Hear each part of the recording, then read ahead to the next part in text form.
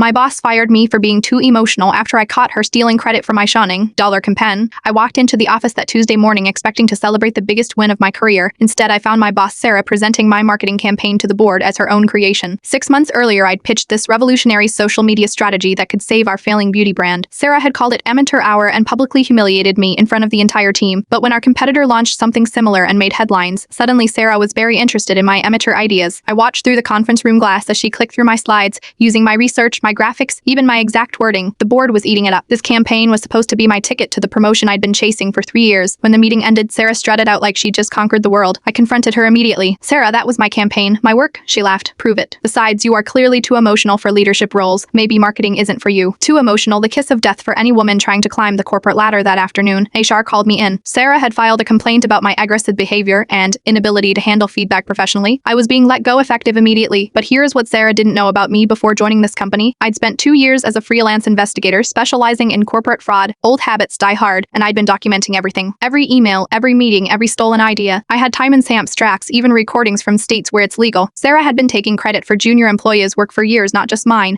I also discovered something else while digging through company records. Sarah had been inflating campaign budgets and pocketing the difference. We're talking about $200,000 over 2 years. Instead of going to the police immediately, I did something better. I reached out to every person Sarah had screwed over, every junior employee whose ideas she'd stolen. Rat out. There were 12 of us. We coordinated our evidence and went to the board together, but the real kicker, I'd already been in talks with our biggest competitor about the campaign Sarah had just presented. They were very interested in hiring the actual creator. The day Sarah got arrested for embezzlement, I was signing a contract as creative director at their biggest rival, with a 40% salary increase and full credit for my work. The campaign Sarah stole, it launched 3 months later under my name and generated $2.3 million in revenue in the first quarter alone. It won 2 industry awards. Sarah's mugshot went viral on 15 when someone leaked the story about the boss who called her employee too emotional while literally stealing her $1 million ideas. She's currently working at a small-town insurance office. I heard she's much more emotionally stable now that she's not busy being a criminal. Sometimes the best revenge isn't getting mad, it's getting everything they tried to take from you plus interest.